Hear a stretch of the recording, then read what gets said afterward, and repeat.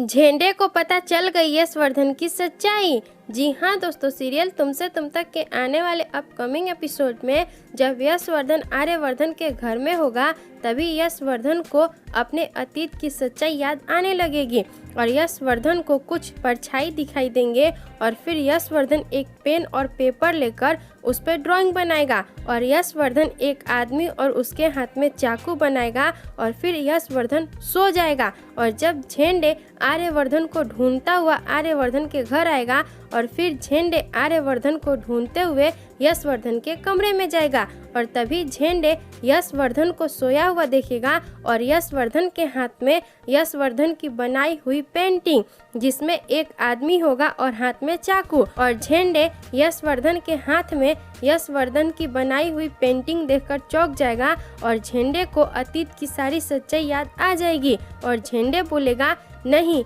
ये नहीं हो सकता है, हमारा अतीत फिर से हमारे सामने नहीं आ सकता है, वो कब का बुझ चुका है और मेरे और आर्य के अतीत की सच्चाई अब किसी को भी पता नहीं चलेगी। और फिर झेंडे दौड़ते भागते हुए आर्यवर्धन को ढूंढने लगेगा, पर तभी झेंडे अनु से टकरा जाएगा और अनु झेंडे को परेशान देखकर झेंडे से पूछेगी, क्या हुआ, आप इतना ज़्यादा घबराए हुए क्यों हैं और आप डरे हुए क्यों हैं, सब ठीक तो है ना। और झेंडे अनु से पूछेगा कि आर्य सर कहाँ हैं, तुमने आर्य सर को देखा है। और अनु झेंडे से बोलेगी, हाँ, आर्य सर अपने कमरे में हैं, आराम कर रहे हैं, कोई बात है क्या। और झेंडे दौड़ता भागता हुआ आर्यवर्धन के कमरे में जाएगा और झेंडे आर्यवर्धन के पास जाकर आर्यवर्धन को गले लगा लेगा और झेंडे आर्यवर्धन से बोलेगा, आर्य वो आ गया है, अब हमारी सच्चाई सबके सामने आ जाएगी और हमारे अतीत की सच्चाई सबको पता चल जाएगी कि हमने अतीत में क्या किया है। वो चुप नहीं बैठेगा, अब